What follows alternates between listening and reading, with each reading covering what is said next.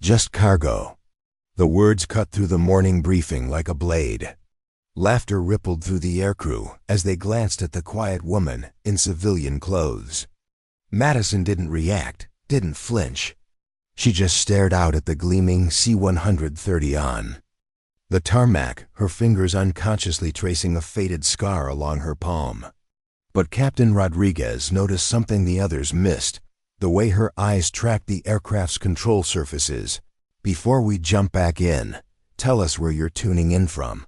And if this story touches you, make sure you're subscribed, because tomorrow, I've saved something extra special for you." The subtle way she read the wind patterns dancing across the runway. She wasn't looking at the plane like cargo. She was looking at it like a pilot. Madison Cross sat in the cramped military transport, her back pressed against the cold metal hull of the C-130 Hercules. At 28, she carried herself with a quiet precision that seemed oddly out of place among the boisterous crew members preparing for their routine supply run to Forward Operating Base Kandahar. Her blonde hair, touched with hints of her Danish heritage, was pulled back in a simple ponytail. Beneath a civilian contractor's cap, the morning sun streamed through the small porthole windows, casting long shadows across the cargo bay filled with medical supplies and equipment. Madison's travel orders identified her simply as Humanitarian Aid Coordinator, just another civilian contractor hitching a ride to deliver supplies. To the aircrew of Transport Squadron 47, she was nothing more than human cargo. "Make sure the lady doesn't get airsick back there," Staff Sergeant Collins called out with a smirk, adjusting his headset as he ran through pre-flight checks. "Wouldn't want her losing breakfast all over our medical supplies." His comment drew chuckles from the 5-man crew bustling around the cockpit and loadmaster stations. The aircraft itself was a testament to military endurance, a workhorse that had seen countless missions across 3 decades of service. Its 4 turboprop engines and robust frame could handle almost anything, but today felt routine. Clear skies, minimal turbulence forecasted. A straightforward 6-hour flight across friendly airspace. Madison had grown accustomed to this treatment. Ever since arriving at Ramstein Air Base 3 months ago, she'd been relegated to the margins, the quiet European woman with impeccable English but an accent that marked her as an outsider. Her official role involved coordinating medical supply deliveries to remote outposts, work that required her to fly regularly on military transports. What they didn't know was that her Danish mother had been a test pilot for Saab aircraft, and her American father had flown C-130s in special operations. Madison had literally grown up in cockpits, absorbing aviation knowledge like other children learned nursery rhymes. By 16, she could read weather patterns better than seasoned pilots. By 20, she held commercial pilot licenses in 3 countries, but trauma had a way of reshaping lives. 5 years ago, a civilian aircraft she was piloting had suffered catastrophic engine failure over the North Sea, despite executing a textbook emergency water landing that saved all 37 passengers. The subsequent investigation had focused on minor procedural questions rather than her heroism. The stress, the bureaucracy, the constant second-guessing had driven her away from commercial aviation entirely.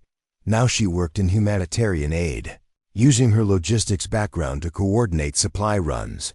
Flying as a passenger felt safer, no responsibility, no split-second decisions, no lives hanging in the balance.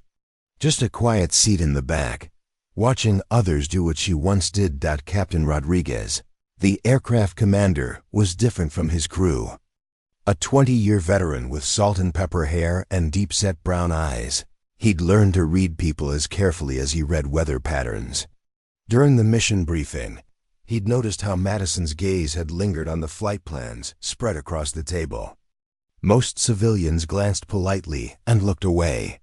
She'd been studying the route, the alternates, the fuel calculations, reading them like a pilot, not a passenger. "Collins, show some respect," Rodriguez said quietly into his headset.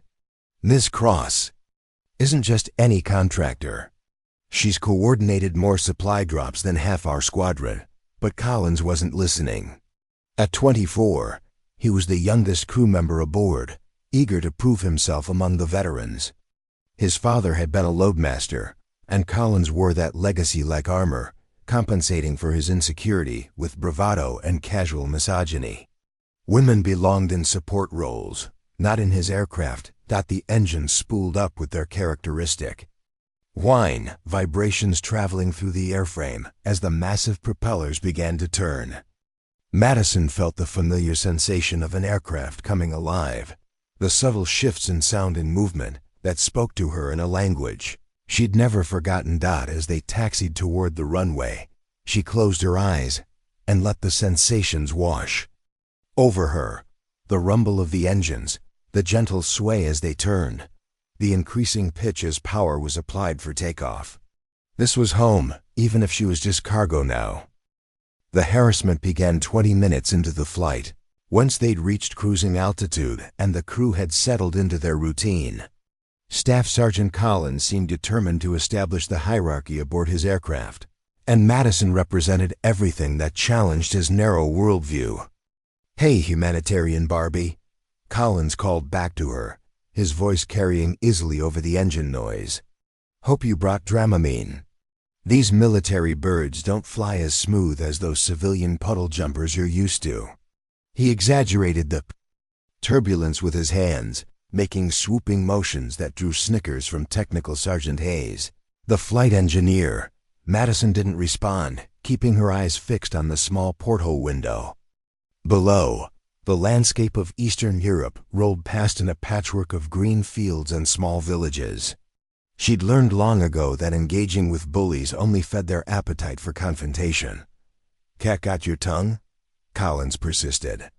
"Or maybe you don't speak enough English to understand."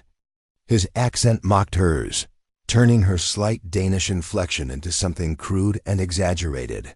Senior Airman Torres, the newest crew member, shifted uncomfortably at his navigation station. At 19, he was still learning the crew dynamics. But something about Collins' tone made him uneasy. The woman hadn't done anything to deserve this treatment. Captain Rodriguez, focused on his instruments and radio communications with air traffic control, caught fragments of the exchange but was too busy to intervene immediately. They were passing through controlled airspace, requiring precise navigation and constant communication with ground controllers. What none of them noticed was how Madison's posture had subtly changed. Her spine was straighter, her head tilted at an angle that suggested she was listening to more than just their conversation. She was reading the aircraft, the barely perceptible changes in engine pitch, the slight variations in vibration that spoke to the health of the machine carrying them through the sky. Something wasn't right. The number 3 engine was running. Just slightly rough, almost imperceptibly so, but her trained ear caught the irregularity. It was the kind of subtle change that instrument panels might not detect for several more minutes, but that experienced pilots learned to sense through. Feel and sound. "You know what I think?" Collins continued, emboldened by her silence. "I think Daddy pulled some strings to get little Princess here a cushy contractor job. Bet she's never done a real day's work in her life." He turned to Hayes, seeking validation. For his cruelty, Madison's fingers traced the worn leather of her small messenger bag, where she kept her logbooks and certification documents. Hidden within those pages were thousands of flight hours, endorsements in aircraft from small trainers to large turboprops and commendations from 3 different aviation authorities. She could fly this C-130 better than anyone aboard, but that knowledge felt like a weight rather than a strength. The mockery escalated when Collins noticed her bag. "What's in there, Barbie? Makeup and nail files? Maybe some romance novels for the long flight?" He reached toward her bag with feigned curiosity, his intention clearly to embarrass her by rifling through her personal belongings. For the first time since boarding, Madison spoke. Her voice was quiet but carried a steel undertone that cut through. "The engine noise, "Don't touch my bag." The words were simple, but something in her delivery made Collins pause. Preparing and narrating this story took us a lot of time, so if you are enjoying it, subscribe to our channel. It means a lot to us. Now back to the story. It wasn't a plea or a request, it was a command, delivered with the authority of someone accustomed to being obeyed. The moment of silence that followed was broken by a subtle change in the aircraft's vibration pattern. Madison felt it immediately. The number 3 engine was definitely developing problems. Oil pressure fluctuations, she suspected, possibly leading to bearing failure. In a few minutes, the engine monitoring systems would start showing amber warnings. Captain Rodriguez finally turned his attention to the crew dynamics behind him. "Collins, focus on your job and leave the passengers alone. We've got weather building ahead and I need everyone sharp." But Collins wasn't ready to back down. His ego had been challenged by Madison's unexpected firmness, and he needed to reassert his dominance. "Just trying to be friendly, Captain. Some people appreciate conversation on long flights." His tone suggested that Madison was being unreasonable. Antisocial. Madison returned her gaze to the window, but now she was watching the engine nacelle visible from her position, looking for the telltale signs of distress changes in exhaust pattern, unusual vapor trails, or the subtle vibrations that preceded mechanical failure. 20-year-old Airman Torres caught something in her expression that the others missed. She wasn't looking out the window like a bored passenger anymore. She was monitoring the aircraft like a pilot. Her eyes moved with purpose, checking reference points, reading the sky and the machine with an expertise that didn't match her civilian status. But before Torres could process this observation fully, the first amber warning light illuminated on the engine monitoring panel, and everything changed. The amber warning light cast an ominous glow across the instrument panel as Captain Rodriguez's trained eyes immediately found the source. Engine 3 oil pressure dropping into the caution range. Not critical yet, but definitely abnormal. He keyed his intercom to alert the crew while beginning the methodical process of diagnosing the problem. "Number 3 showing oil pressure issues," Rodriguez announced calmly. "Hayes, pull up the engine parameters on your panel. Let's see what we're dealing with." Madison felt her pulse quicken, not from fear, but from recognition. This was exactly how it had started 5 years ago over the North Sea, the subtle warnings that preceded cascade failures.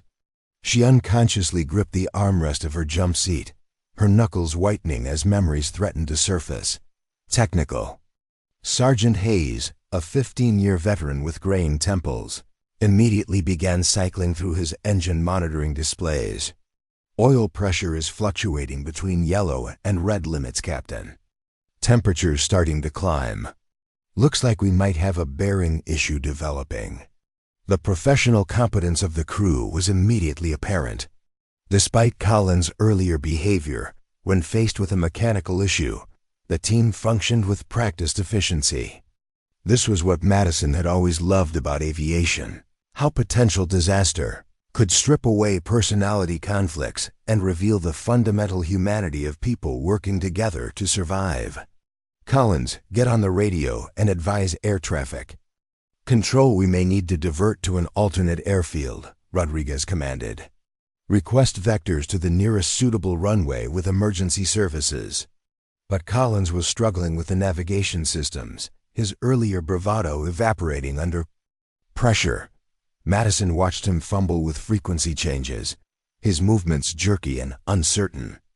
She knew exactly which emergency frequency he needed, could calculate their distance to 3 different alternate airports from memory, but forced herself to remain silent.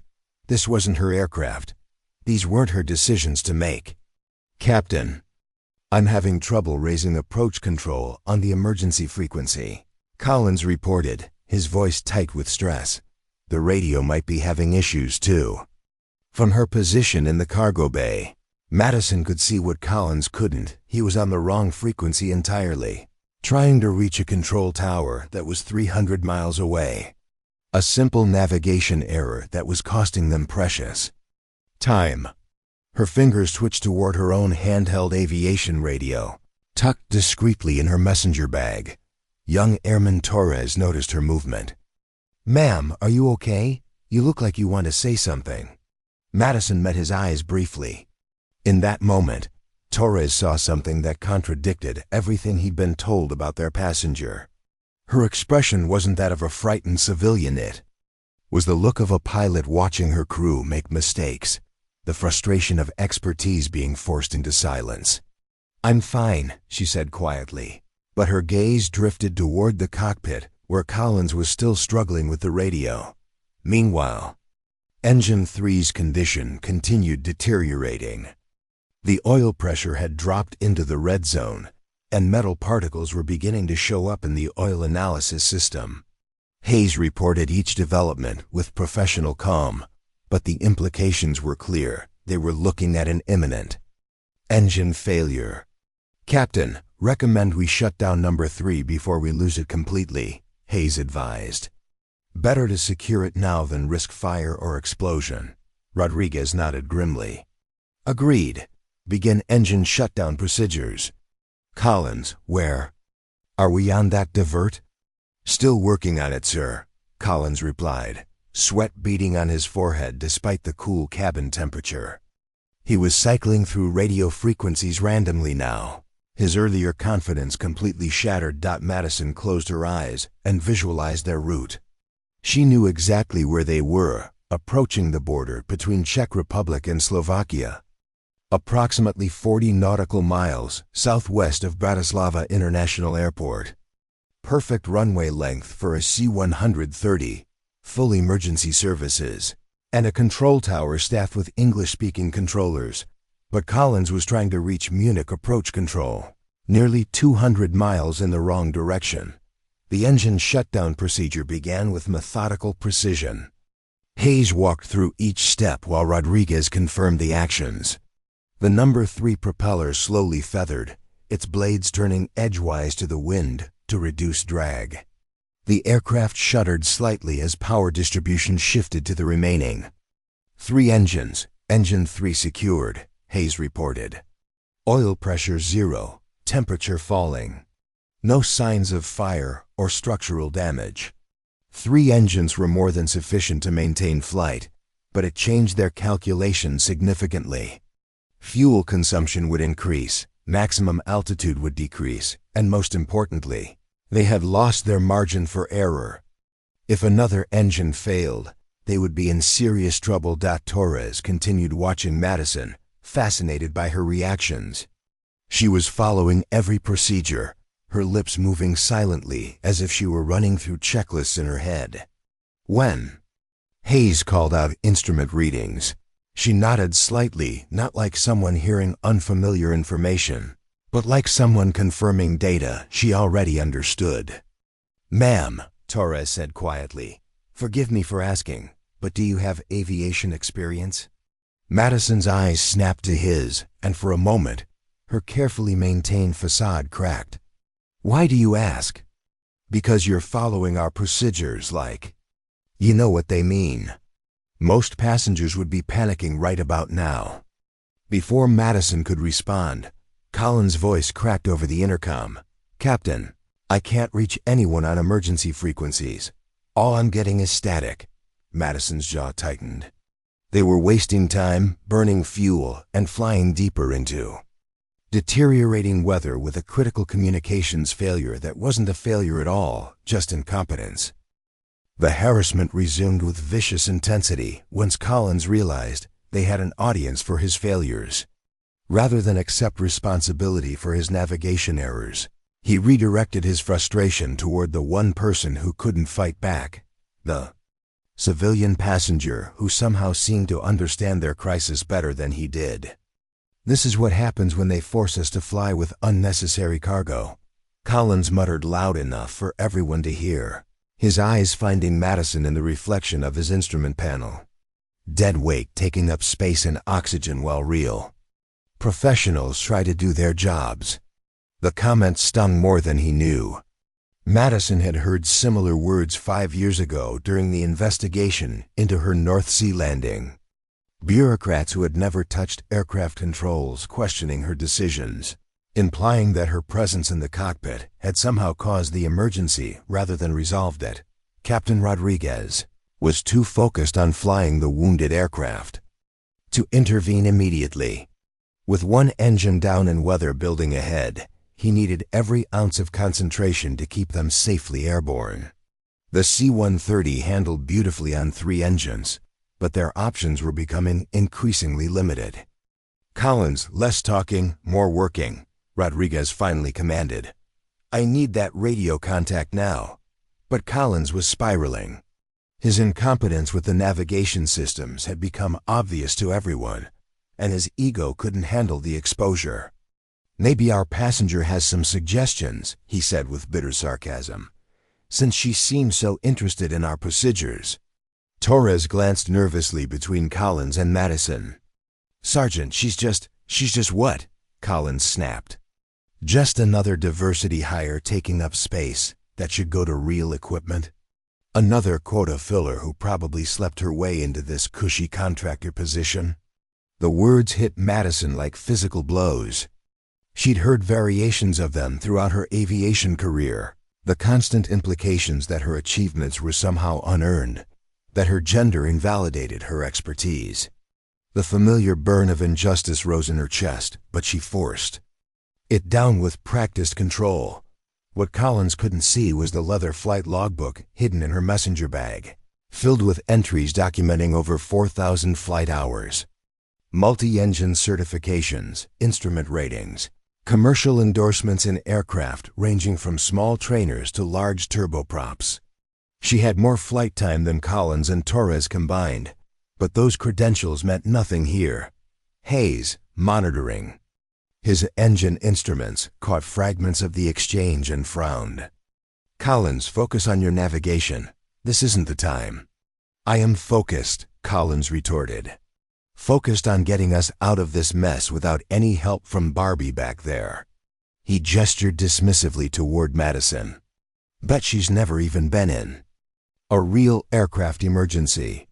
Probably thinks this is all very exciting." Madison's breathing had become carefully controlled, each inhale and exhale measured and deliberate. She was using techniques learned during her early flight, training methods for maintaining calm during high-stress situations. What Collins mistook for fear was actually professional composure under pressure. Torres noticed her controlled breathing and the way her eyes continued tracking aircraft systems. "Ma'am, are you sure you don't have flying experience? Because you don't look scared."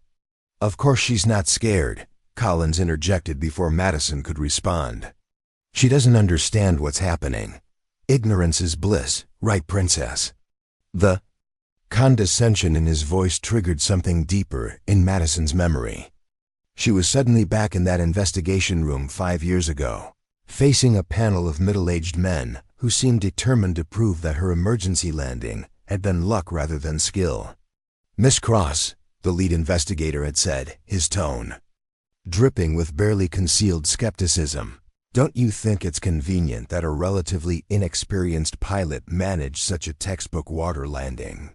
Almost as if someone else was actually controlling the aircraft." She'd sat there for 6 hours, answering the same questions repeatedly while they implied she was lying about her role in saving 37 lives. The stress had been crushing, not just the bureaucratic assault, but the realization that her heroism would never be recognized because she didn't fit their stereotype of what a pilot should be. "Madison," Torres's voice brought her back to the present. "Are you okay? You look pale." Collins seized on her moment of vulnerability. "See? The reality of the situation is finally sinking in. Maybe next time you'll think twice before hitching rides on military aircraft. This isn't some civilian sightseeing tour." The cruel satisfaction in his voice was unmistakable. He'd found her weakness and was pressing the advantage, grinding salt into wounds he couldn't even see. To him, she was just another entitled civilian who needed to be put in her place. Madison closed her eyes and let Collins' words wash over her without response. She'd learned this technique during the investigation, how to endure character assassination while maintaining professional dignity. Let them reveal their own character through their attacks, but inside her tactical mind was working furiously. They were still flying in the wrong direction, still unable to establish radio contact because Collins refused to admit his navigation errors.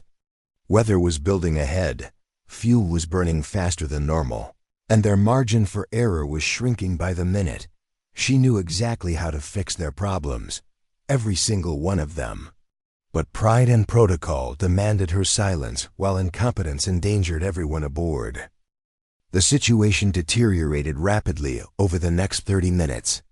Weather that had been forecasted as light turbulence was building into something more serious, towering cumulus clouds that rose like gray mountains ahead of their flight path. Collins had finally managed to establish radio contact, but with the wrong control center, causing confusion and delays that cost them precious time and fuel. Madison watched the developing storm through her small porthole window with the eye of someone who understood meteorology intimately. The cloud formations told a story of rapidly strengthening convection, the kind of weather that could tear an aircraft apart if entered unprepared. They needed to either climb above it, impossible with their current power limitations, or navigate around it, which would require precise timing and expert navigation. Collins was providing neither. "Captain, Munich Control is advising us to maintain current heading and altitude," Collins reported, his voice tight with stress. "They're trying to coordinate with Czech Republic for our border crossing." Rodriguez frowned at his instruments. "Munich? We should be talking to Bratislava approach by now. What's our current position?" Madison bit her lip to keep from speaking. They weren't anywhere near Munich's control area. Collins had contacted an approach controller over 200 miles away who was now trying to coordinate with multiple countries to figure out where they actually were. The confusion was eating up time they didn't have. Hayes looked up from his instrument panel with concern. "Captain, I'm seeing weather returns ahead that look nasty. Heavy precipitation, possible embedded thunderstorms. With our current power limitations, I don't think we want to fly through that." "Agreed," Rodriguez replied. "Collins, request immediate vectors around the weather. We need to start deviating now." But Collins was struggling with basic radio procedures, his earlier confidence completely shattered by the cascade of problems. Madison could hear the confusion in air traffic control's responses. They were trying to help an aircraft whose crew couldn't provide accurate position information or clear requests. Young airman Torres had been watching Madison carefully throughout the crisis. Her reactions didn't match those of a frightened passenger. When Hayes called out engine parameters, she nodded knowingly. When Rodriguez discussed altitude limitations, her lips moved silently as if she were running calculations. Most tellingly, when Collins made navigation errors, her jaw tightened with obvious frustration. "Ma'am," Torres said quietly, moving closer to her position. "I have to ask directly, are you a pilot?" Madison's eyes met his for a long moment. In them, Torres saw years of experience, thousands of hours of flight time, and the frustration of expertise being forced into silence. "I used to be," she said simply. Before Torres could respond, Collins exploded. He'd been listening to their conversation while struggling with his radio work, and Madison's admission triggered something primal in his wounded ego. "I knew it," he shouted, loud enough for the entire crew to hear. Another wannabe pilot who couldn't hack it in the real world. The venom in his voice was shocking. "Let me guess, you washed out of training because you couldn't handle the pressure? Or maybe you crashed something and got grounded?" He turned to face her directly, his face flushed with anger and humiliation. "That's why you're riding in the back like cargo instead of up front where the real pilots work." Madison felt the familiar tightness in her chest, the same feeling she'd experienced during those endless investigation sessions. The assumption that her presence in aviation was somehow illegitimate, that any failure must be due to inadequacy rather than circumstances beyond her control. "You don't know anything about me," she said quietly, her voice steady despite the emotional assault. "I know enough," Collins sneered. "I know you're not good enough to fly military aircraft. I know you're taking up space that should go to real equipment. And I know that when things get rough, people like you fold under pressure." Hayes looked uncomfortable with the escalating confrontation. "Collins, that's enough. Focus on your job." But Collins was beyond reason now.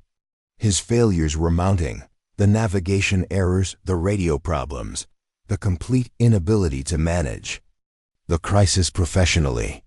Rather than accept responsibility, he was channeling all his frustration into attacking the one person who couldn't defend herself.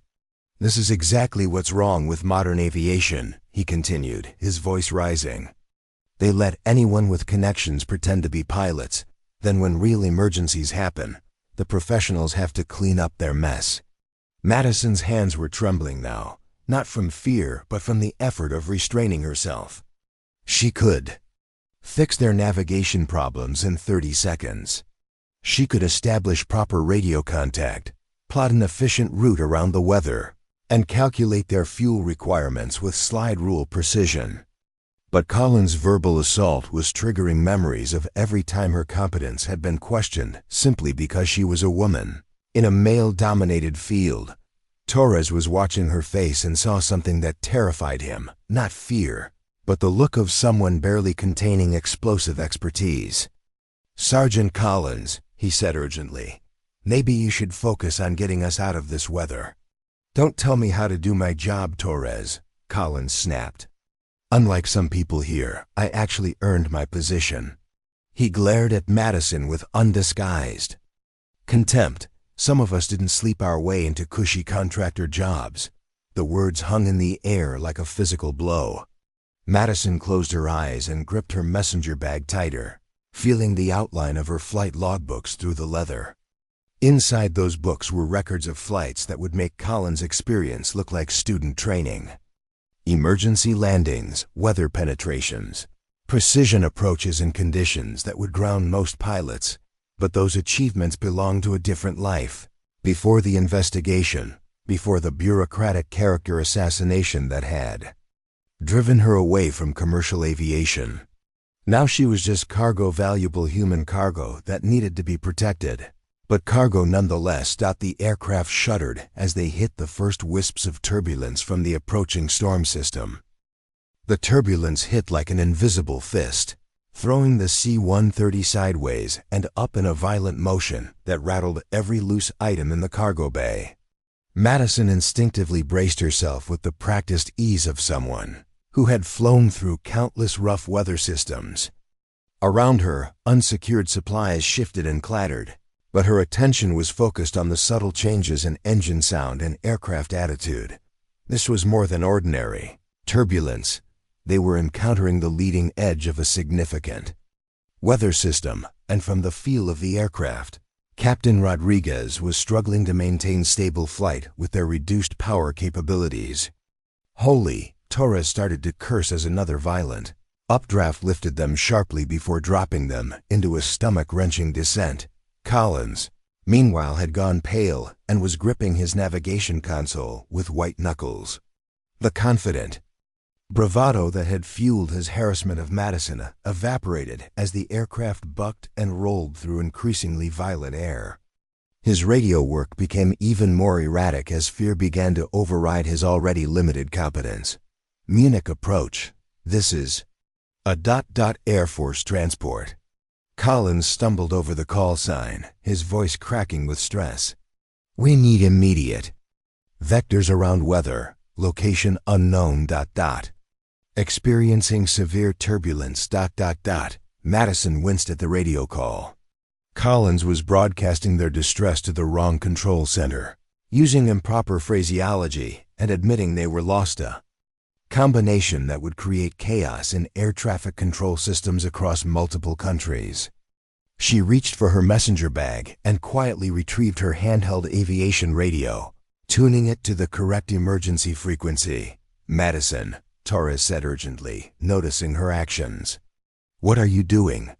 Before she could answer, another massive turbulence event threw the aircraft into a steep bank to the left. Madison felt the distinctive change in control inputs that told her Rodriguez was fighting for control, the kind of battle between pilot and machine that required every ounce of experience and skill. Through her porthole window, she could see the towering wall of the storm system ahead. Dark gray clouds shot through with electrical activity, rising to altitudes that would challenge even healthy aircraft. They were flying directly toward it, and with their current navigation problems, they might penetrate the most dangerous part of the system. Captain, Hayes called out from his engineer station. Number 2 engine is starting to run rough. Oil pressure fluctuating. The announcement hit the crew like a physical blow. Losing a second engine would put them in immediate danger, not just uncomfortable, but potentially catastrophic. C-130s could fly on 2 engines, but not through severe weather with a full cargo load. Rodriguez's voice came over the intercom. Tight with concentration. All crew members, prepare for emergency procedures. We may need to make an immediate landing. Madison looked at her handheld radio, then at Torres, who was watching her with growing understanding. Around them, the aircraft continued to shake and roll as Rodriguez fought to maintain control while Collins panic transmitted on wrong frequencies to confused air traffic controllers. Torres, she said quietly, her voice cutting through the engine noise and wind howl. What's your position? The question caught him off guard. Man, your GPS coordinates. What's our exact position right now? Torres consulted his navigation display, reading off a string of numbers that Madison immediately processed. She closed her eyes for a moment, visualizing the regional chart she'd memorized during her humanitarian flights through this area. There's a highway about 15 miles ahead, she said, her voice taking on a different quality, the tone of someone accustomed to making life and death decisions under pressure. Route E50, between Bratislava and Trnava. Long straight section, minimal traffic during midday hours. Torres stared at her. How do you know that? Another violent shudder from the aircraft interrupted them as the number 2 engine's condition continued deteriorating. Hayes was calling out instrument readings that painted an increasingly dire picture. They were going to lose a second engine, probably within the next few minutes. Madison looked at Torres directly, and he saw the transformation that Collins had missed entirely. This wasn't a frightened civilian anymore. This was someone calculating distances, fuel consumption, glide ratios, and emergency landing options with the fluid expertise of a professional aviator. Because I've been mapping emergency landing sites for 3 months, she said simply. Every flight I've taken, every route I've traveled. It's what pilots do. Collins, overhearing the conversation despite his radio difficulties, turned to sneer at them. Great, the cargo thinks she's a navigator now. Torres, don't listen to her civilian GPS fantasies. His words were cut off by a tremendous bang from the number 2 engine, followed by vibrations that shook the entire aircraft. Hayes immediately began emergency shutdown procedures as warning lights illuminated across his panel. Engine 2 failure. Hayes announced, shutting down now. They were down to 2 engines flying into severe weather with no proper air traffic. Control contact and a crew member whose incompetence was endangering everyone aboard. Madison felt the familiar calm that had always settled over her in true emergencies, the crystalline clarity that came when lives hung in the balance, and there was no time for anything but perfect execution. She keyed her handheld radio to the emergency frequency. Bratislava Tower, this is emergency aircraft. Hercules transport, 2 engines out, requesting immediate vectors for emergency landing. Souls on board 5+1. Her radio call was textbook perfect proper frequency, correct phraseology. Essential information delivered clearly and concisely. Within seconds, a professional controller's voice responded in accented but excellent English. Emergency aircraft. Bratislava Tower. Roger your mayday. Squawk 7-7-0-0. State your position and intentions. Collins spun around to stare at her in shock and growing rage. What the hell do you think you're doing? Madison ignored him, continuing her radio work while Torres watched in fascination. This was a completely different person from the quiet woman who had endured 40 minutes of harassment. This was a pilot taking command of her aircraft. Collins lunged toward Madison, fury overriding any sense of professionalism or self-preservation. Give me that radio. You have no authority to. Collins, stand down. Captain Rodriguez's voice cracked like a whip over the intercom. He'd been listening to Madison's radio work while fighting to control the aircraft, and her communication had been more professional than anything his crew had managed in the last hour. Whoever made that call knew what they were doing. The aircraft lurched violently as another gust caught them, and Collins stumbled backward, catching himself on a cargo strap. Madison continued her radio work with steady professionalism, her voice cutting through the chaos with practiced authority. Bratislava Tower, emergency aircraft position approximately 15 kilometers southeast of Trava, altitude 4,000 feet descending, 2 engines operating, heavy turbulence requesting. Vectors to nearest suitable runway. Emergency aircraft, understood. Bratislava International is available, runway 04, wind 060 at 15 gusting 25. Emergency services are rolling. Fly heading 320, descend to 2,000 feet. Torres watched in amazement as Madison acknowledged the clearance with perfect aviation phraseology while simultaneously studying something in her messenger bag.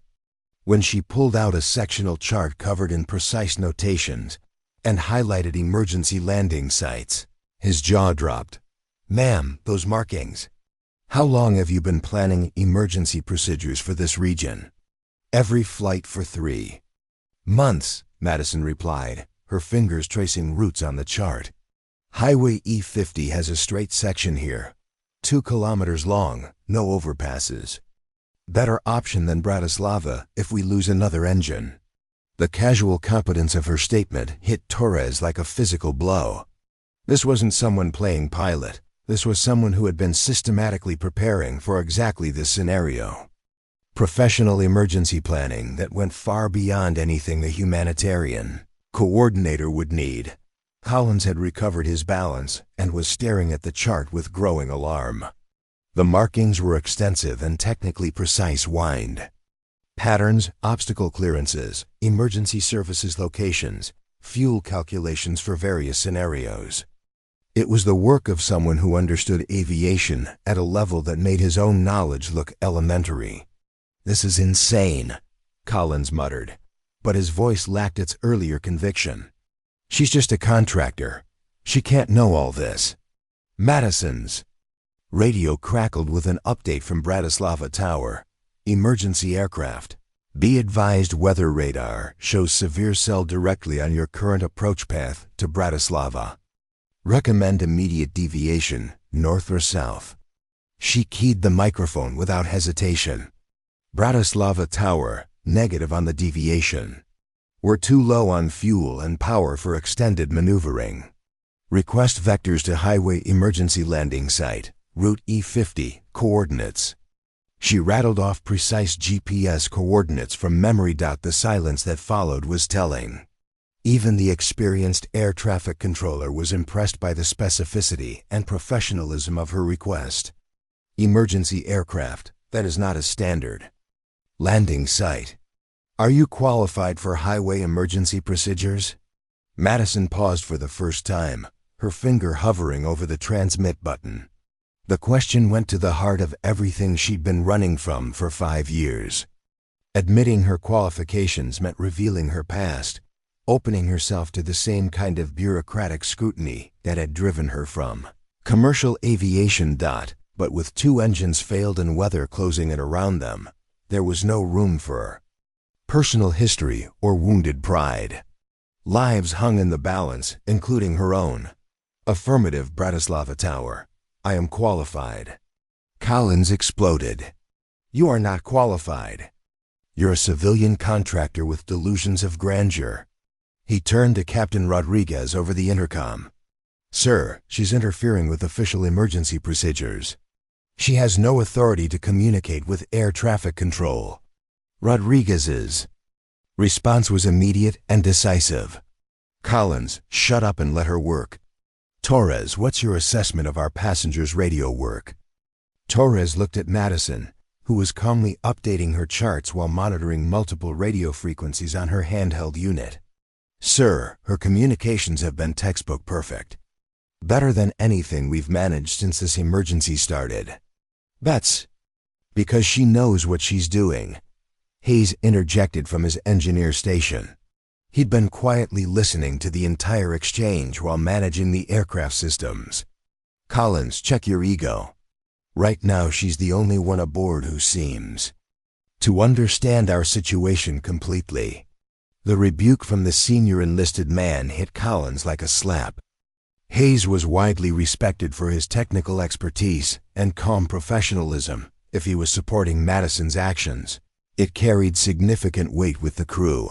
Madison continued her methodical emergency management, coordinating with air traffic control while calculating fuel consumption and descent profiles. Her movements were economical and precise, each action serving a specific purpose in what was clearly a comprehensive emergency plan. Torres, she said quietly, I need you to verify something for me. Check your fuel quantity indicators and tell me our current consumption rate. Torres consulted his instruments and provided the numbers. Madison processed them instantly, her calculations visible in the way her eyes moved across her sectional chart. We have enough fuel for one approach, she announced with certainty. If we miss the highway, we won't have power or fuel for a second attempt. The stark reality of her assessment silenced even Collins. They were looking at a single-chance emergency landing with no margin for error, and the quiet woman they'd dismissed as cargo was demonstrating expertise that none of them possessed. The aircraft bucked and rolled as Captain Rodriguez struggled to maintain control in the increasingly violent weather. With only 2 engines operating and turbulence that seemed to worsen by the minute, every control input was a battle. Madison could hear the strain in the aircraft's structure metal flexing beyond normal limits, systems working harder than they were designed to handle. Number 4 engine is starting to surge, Hayes reported, his voice tight with concern. Oil temperature climbing, unusual vibrations. I don't think it's going to last much longer. Madison immediately pulled out a calculator and began working through fuel consumption figures with mechanical precision. If they lost a 3rd engine, their situation would go from serious to catastrophic. Single-engine flight in a heavily loaded 100 to 130 was theoretically possible, but not in severe weather conditions. Captain, she called forward, her voice carrying clearly over the engine noise. Recommend immediate descent to highway landing site. We cannot afford to lose another engine. At altitude. Rodriguez had been thinking the same thing, but hearing it confirmed by someone who clearly understood the mathematics of their situation gave him confidence in the decision. Agreed. Collins, advise air traffic control we're beginning immediate descent for highway emergency landing. But Collins was frozen, overwhelmed by the cascade of failures and his own inadequacy. The radio procedures that had seemed routine during training were beyond him now, complicated by stress and the growing realization that he was completely out of his depth. The frequencies. They want coordinates. I don't have ... Collins stammered, his hands shaking as he fumbled with his charts. Madison didn't wait for permission. She keyed her handheld radio and took control of the situation with quiet authority. Bratislava Tower, emergency aircraft beginning immediate descent for highway emergency landing. Route E50. Request emergency services dispatched to coordinates 48.2087 north, 17.5856 east. Estimated touchdown in 12 minutes. Emergency aircraft, Bratislava Tower. Emergency services are being dispatched. Highway traffic is being diverted. Wind on surface is 070 at 12 knots. Are you declaring a mayday? Affirmative, Bratislava Tower. Mayday, mayday. Mayday. Military transport aircraft. 2 engines failed, 1 engine degraded. Executing emergency highway landing. Torres watched Madison work with growing amazement.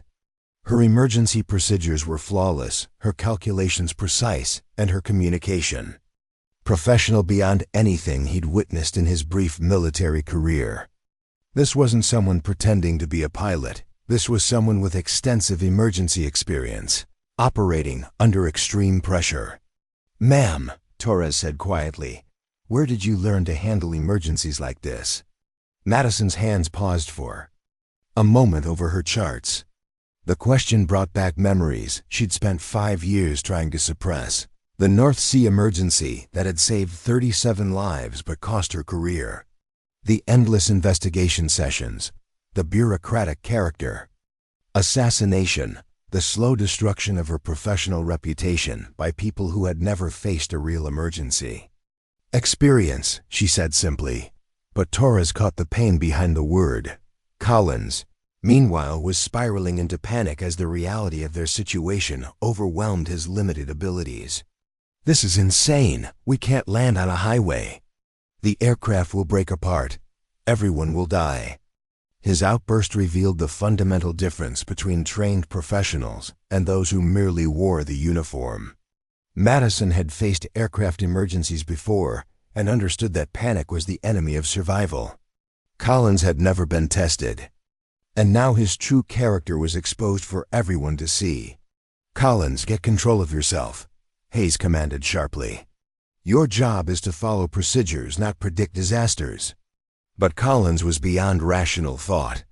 "She's going to get us all killed. She's not even a real pilot. She's just some civilian contractor who watched a few movies." Madison continued working through her descent calculations while Collins ranted. The highway approach would require precise airspeed control and perfect timing. Too fast, and they'd overrun the available pavement. Too slow, and they'd stall before reaching the road.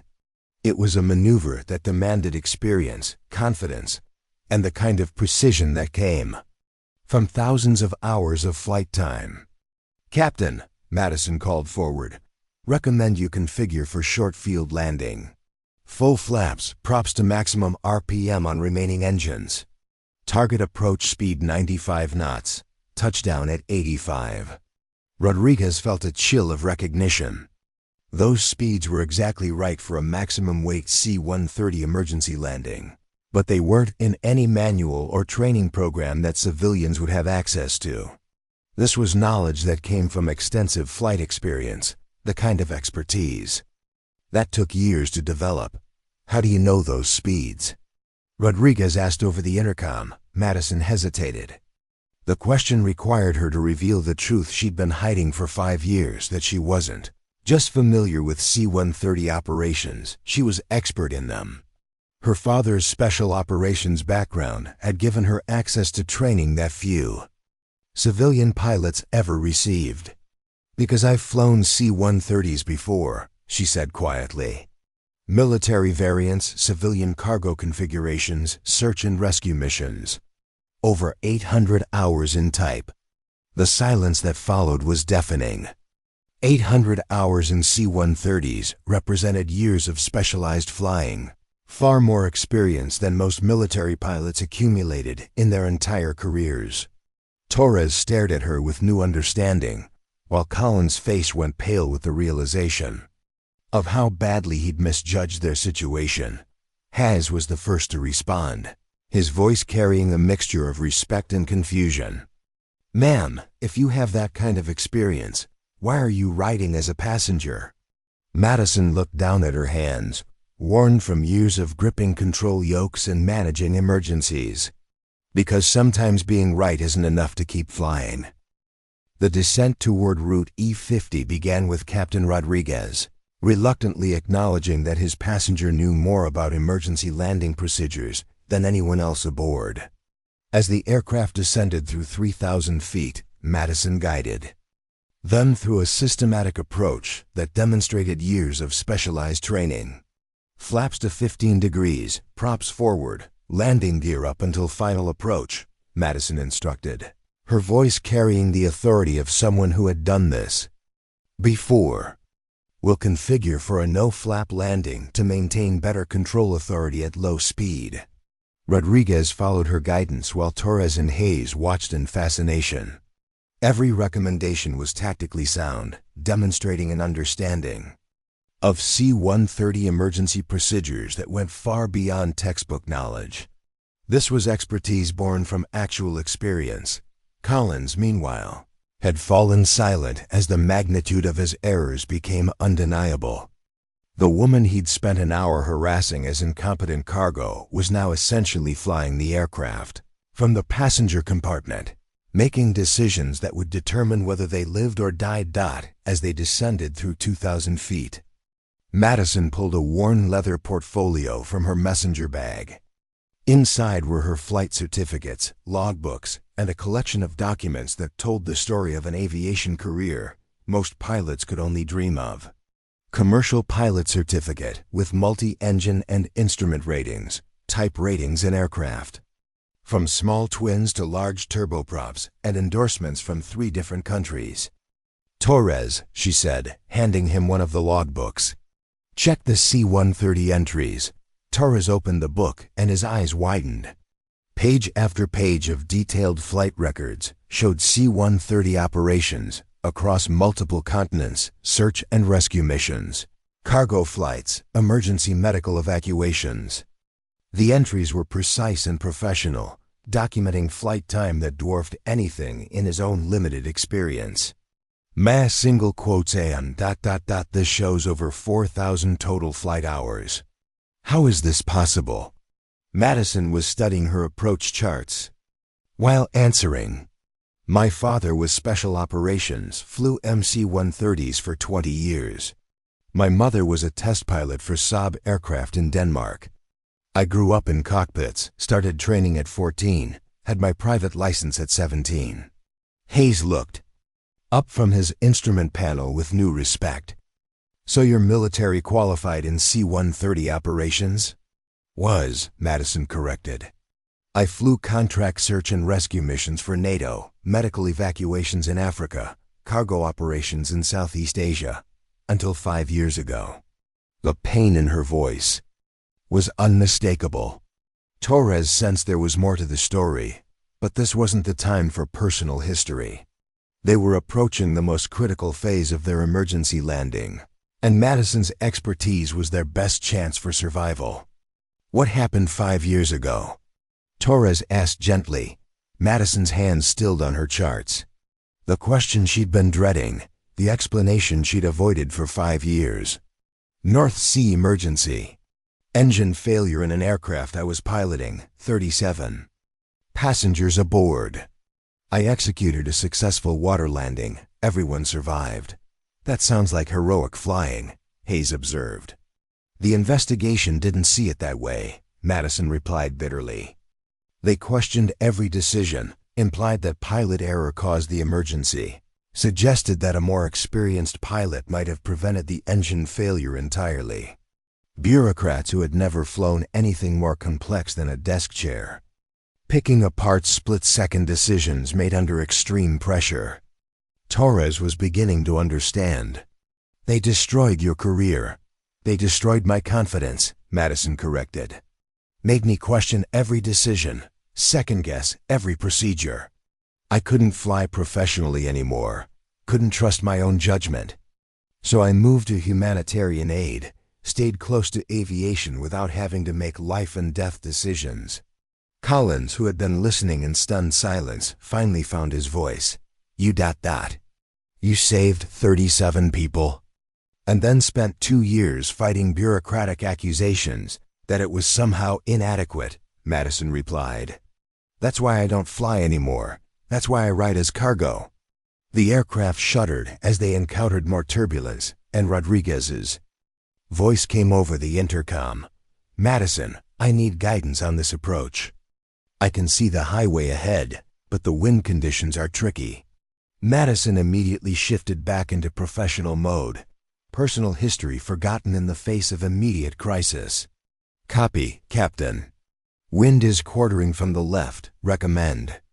Crabbing 12 degrees on approach, straighten just before touchdown. Target the first third of the straight section. Plenty of room for rollout." As they descended through 1,000 feet, the highway became clearly visible through the cockpit windows. Route E50 stretched ahead like a narrow concrete ribbon, lined with emergency vehicles that had responded to their Mayday call. Slovak police had blocked traffic in both directions, creating a sterile landing zone nearly 2 kilometers long. "It's really happening," Torres murmured. "We're actually going to land on a highway," Madison nodded calmly. "Standard emergency procedure. Highways make excellent emergency runways. They're designed for heavy loads, usually straight, and emergency services can access them easily." Collins stared at her with a mixture of awe and shame. "I called you cargo. I said you didn't belong here." "You said a lot of things," Madison replied without anger. "Right now, focus on surviving the landing. We can discuss your career choices afterward." The rebuke was gentle but pointed. Collins realized that despite his hour of harassment, Madison bore no grudges. She was focused entirely on getting everyone safely on the ground, demonstrating the kind of professional leadership that transcended personal conflicts. 500 feet, Rodriguez announced. "Madison, final configuration? Landing gear down. Full flaps, final approach speed 90 knots, Madison called back. "You're looking good, Captain. Nice stable approach." Through her porthole window, Madison could see emergency vehicles lining the highway: ambulances, fire trucks, police cars. The Slovak emergency services had responded with impressive efficiency, creating a safety net for their unprecedented landing. 200 feet, on speed, on glide path, Rodriguez reported, his voice steady despite the enormous pressure. Madison closed her eyes and felt the familiar sensation of an aircraft. In the final moments of approach, the subtle changes in control response, the ground effect beginning to cushion their descent, the careful dance between pilot and machine that she had missed more than she realized. 100 feet, looking good, Rodriguez called. Madison opened her eyes and watched the highway rushing toward them, concrete and painted lines growing larger by the second. This was the moment of truth. The main landing gear touched the highway with a surprisingly gentle bump, followed immediately by the nose wheel as Captain Rodriguez executed a textbook landing on the narrow concrete strip. The aircraft rolled smoothly down Route E50 emergency vehicles, pacing them on both sides while Rodriguez applied wheel brakes and reverse thrust from the 2 remaining engines. Madison felt the familiar deceleration forces as thousands of pounds of military transport aircraft gradually surrendered their kinetic energy to friction and aerodynamic drag. The landing rollout was longer than a normal runway would allow, but the highway provided ample distance for a safe stop. "All stop, engine secure, emergency egress procedures," Rodriguez announced over the intercom as the C-130 finally came to rest in the middle of the Slovak highway. Hayes immediately began post-landing checklists while Torres prepared to open the crew door. Outside, emergency vehicles converged on the aircraft with lights flashing and sirens wailing, carefully orchestrated response that spoke to the professionalism of Slovak emergency services. Collins sat in his navigator's seat, staring at Madison with an expression that mixed shame, awe, and growing understanding. The woman he'd spent an hour calling cargo had just guided them through an emergency that would have been beyond his capabilities to handle. Every insult he'd hurled at her now echoed in his memory with crushing irony. "Madison," Captain Rodriguez called back to her. "Outstanding work." I need to know, are you current on your certifications? The question hung in the air like a challenge. Madison looked down at her flight logbooks, still spread across her lap from the approach calculations. Her certificates were valid, her medical current, her flight time more than adequate. The only thing preventing her from returning to professional aviation was her own damaged confidence. Yes, sir. Everything's current. Rodriguez nodded slowly. Then I'm recommending you for immediate reinstatement to active flying status. We need pilots with your capabilities. Torres was helping coordinate with the emergency responders when he overheard the exchange. Captain, what do you mean reinstatement? Check her military ID, Rodriguez said quietly. Madison reluctantly pulled out a military identification card that she hadn't used in 5 years. Torres read it carefully, his eyes widening as he processed the information. Captain Madison Cross, United States Air Force Reserve, qualified in... My God, you're qualified in everything. The revelation hit the crew like a physical blow. She wasn't just a civilian pilot with unusual experience. She was a qualified military aviator who had been flying as a passenger by choice, not necessity. Her humanitarian aid work was essentially volunteer service, using her logistics expertise to coordinate supply missions. Collins stared at the ID card in shock. You're a captain? You outrank me? By date of rank, yes, Madison said simply. But I'm not on active duty. Today I was just a passenger. No, Rodriguez said firmly. Today you were the pilot who saved this aircraft and everyone aboard. Torres, help me with the post-landing inspection. Collins, you stay here and think about your career choices. As the crew began coordinating with Slovak authorities, Madison sat quietly in her jump seat, processing what had just happened. For the first time in 5 years, she had flown an aircraft in an emergency situation, without bureaucratic second-guessing or character assassination. Instead of criticism, she was receiving recognition and respect. Hayes approached her as emergency crews prepared to evacuate them from the aircraft.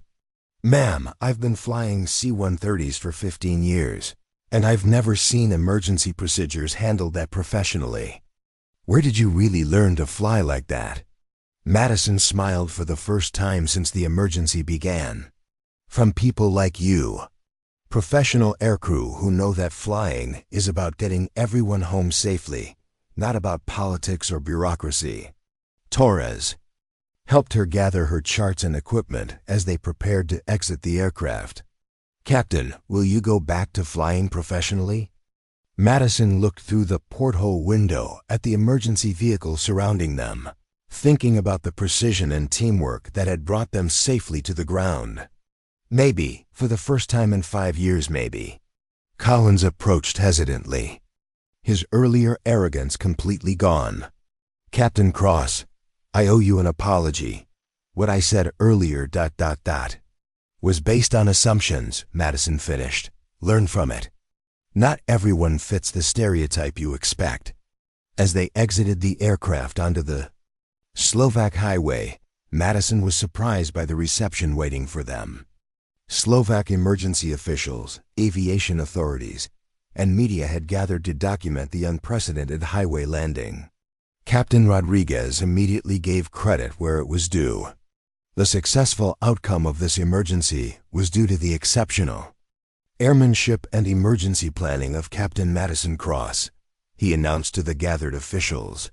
Her expertise saved this aircraft and crew. Standing on the concrete highway next to the aircraft she had helped land safely, Madison felt something she hadn't experienced in 5 years: professional pride without bureaucratic qualification. The Slovak aviation authorities were already requesting detailed debriefs, interested in her emergency procedures for potential adoption in their own training programs. Captain Cross, a Slovak official approached her. We would like to offer you a consulting position developing highway emergency landing procedures. Your expertise appears to be exactly what our aviation safety program needs. Madison looked back at the C-130, sitting safely en route E-50, surrounded by emergency vehicles and curious officials. The aircraft that had carried her as cargo now stood as testimony to what she could accomplish when allowed to use her full capabilities. "I'll consider it," she said. And for the first time in 5 years, she meant it. Collins watched from a distance as aviation officials sought Madison's expertise, and Captain Rodriguez documented her contributions to their survival. His own career prospects looked uncertain. Military investigators would want to know why his crew member had performed so poorly during the emergency while a passenger had essentially taken command of the situation. But Madison's focus was already shifting to the future. Standing on the highway where she had just completed her first emergency landing in 5 years, she began to believe that maybe the bureaucrats who had destroyed her confidence were wrong.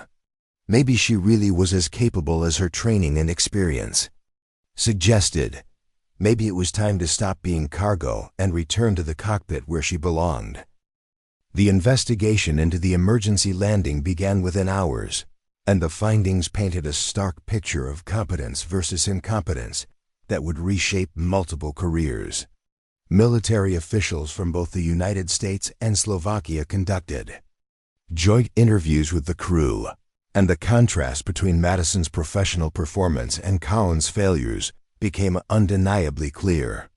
Staff Sergeant Collins, the lead investigator, a stern colonel with 25 years of aviation experience, reviewed the timeline of events. "Walk me through your navigation procedures during the emergency." Collins sat rigidly in the conference room at Bratislava International Airport, his earlier bravado completely evaporated. "Sir, the emergency created stress that affected my performance. The radio frequencies were confusing, and the weather was making navigation difficult. Yet Captain Cross, flying as a passenger, was able to establish immediate radio contact with appropriate air traffic control and provide precise navigation coordinates. How do you explain this discrepancy?" The question hung in the air like an accusation. Collins had no answer that wouldn't further expose his incompetence. Meanwhile, in a separate room, Madison was providing detailed technical explanations of her emergency procedures to a panel of impressed aviation experts. Captain Cross, a Slovak Aviation Authority official, leaned forward with interest.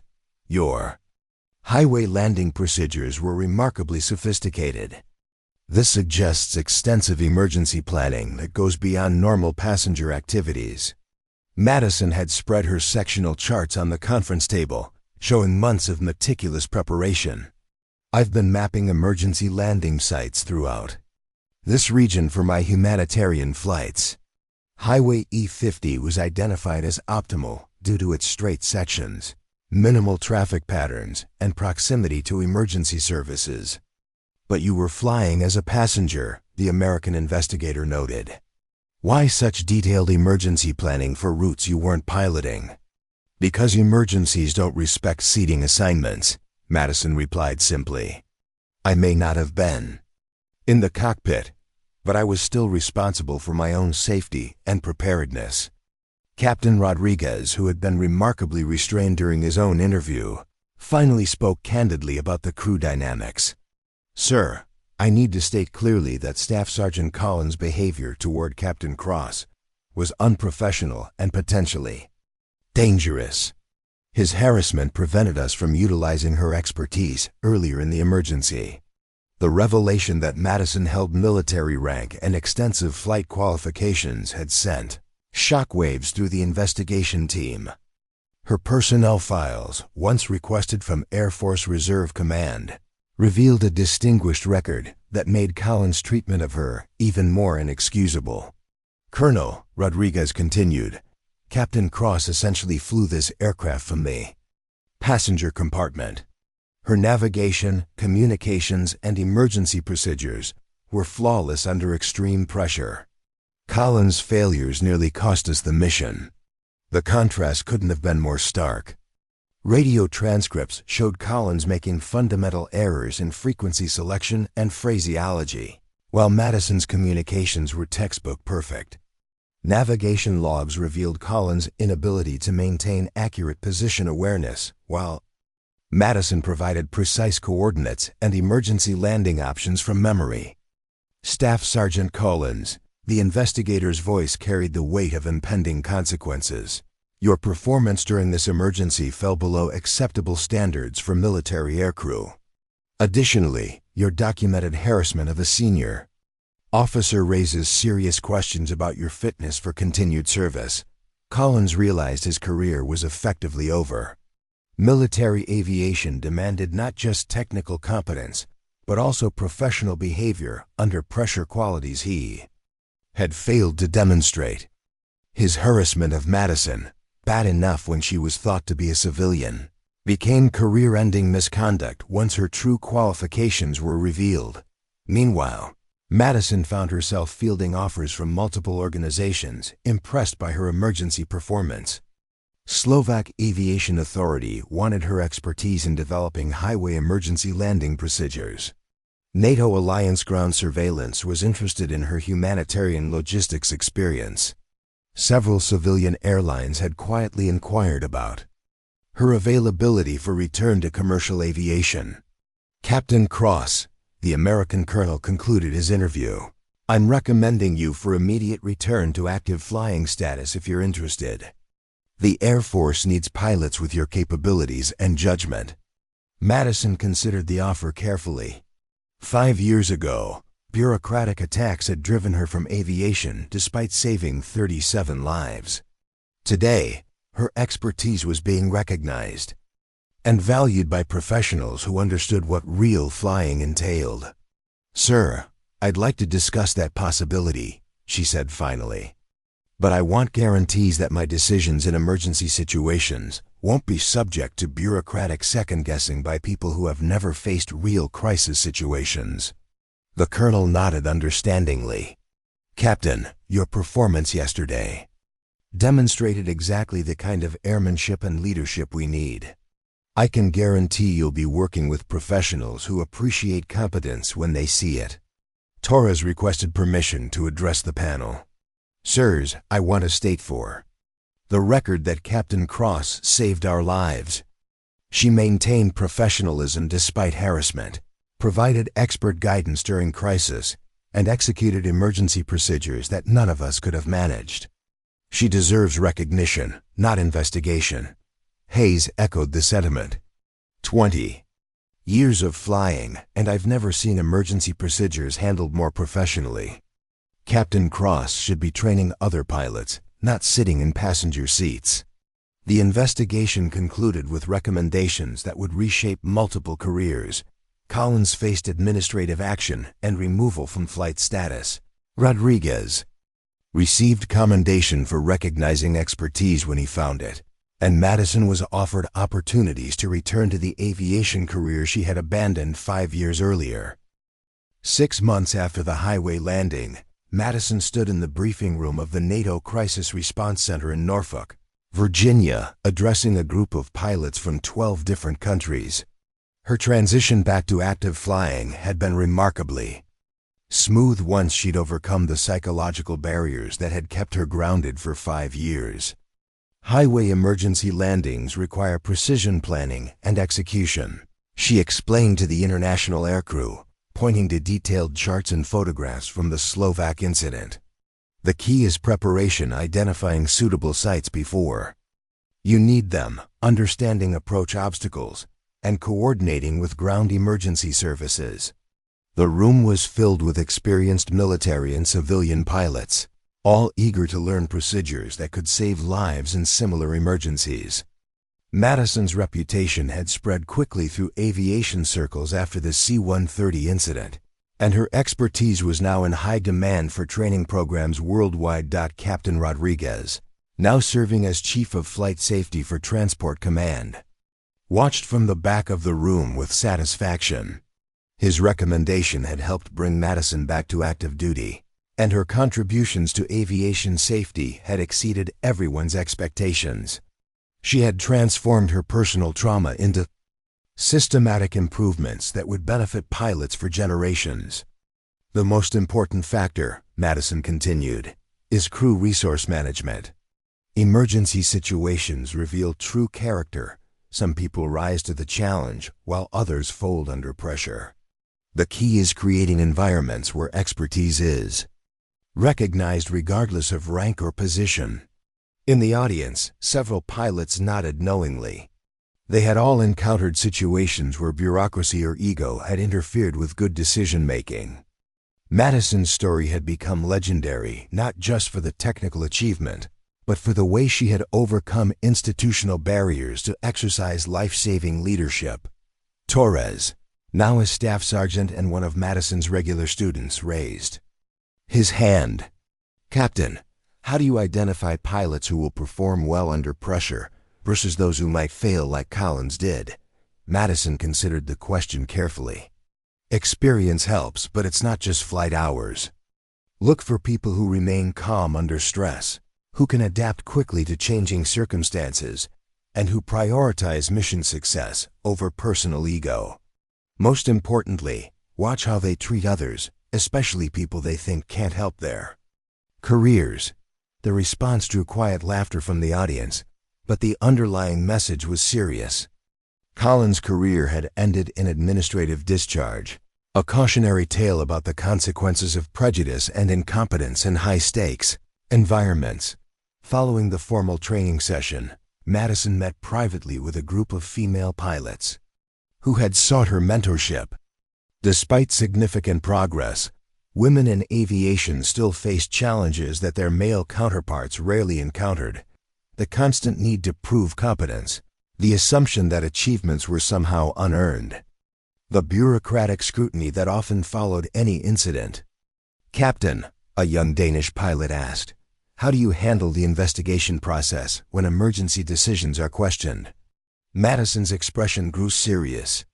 "Document everything, remain professional, and remember that your primary obligation is to safety, not politics. The people questioning your decisions usually haven't faced the situations you've handled. Trust your training, trust your experience, and don't let bureaucrats rewrite history."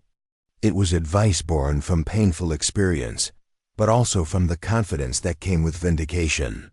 The Slovak highway landing had not only saved lives, but had also demonstrated the value of preparation, competence, and calm leadership under pressure. Her phone buzzed with a text message from Hayes, who had become a close friend since the emergency.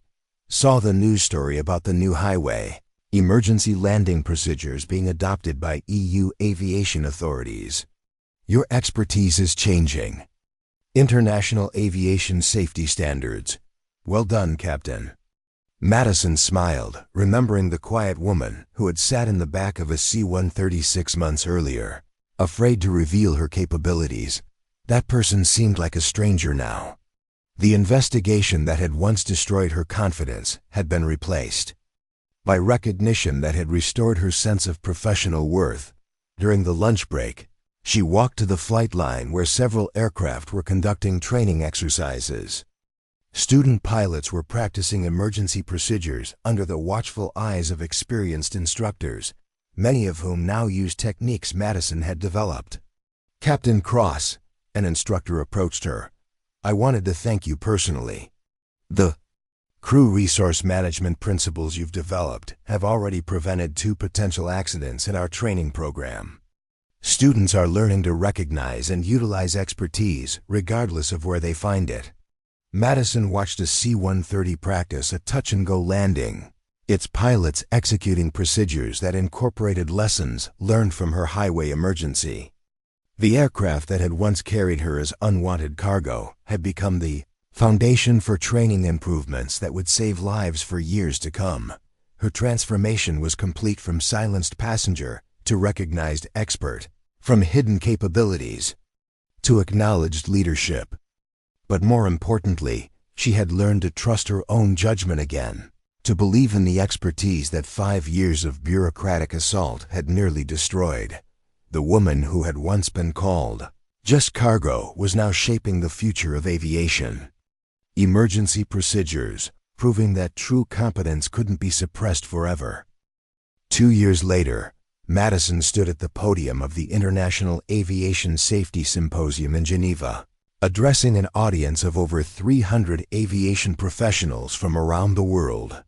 The transformation from passenger to recognized expert was complete, but more importantly, her work was changing how the industry approached emergency preparedness and crew resource management. The Highway Emergency Landing Protocol has now been successfully implemented by 14 countries, she announced, clicking through slides that showed standardized procedures, training curricula, and real-world applications. We've documented 17 successful highway landings using these procedures, with 0 fatalities and minimal aircraft damage. In the audience, Captain Rodriguez watched with pride as his former passenger presented findings that would reshape international aviation safety standards.